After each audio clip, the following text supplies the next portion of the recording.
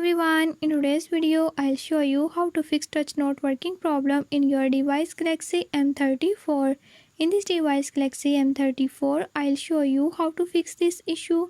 Before I start, if you are new to my channel, don't forget to subscribe and press bell icon. Watch complete video and learn how you can do it. Let's watch the video.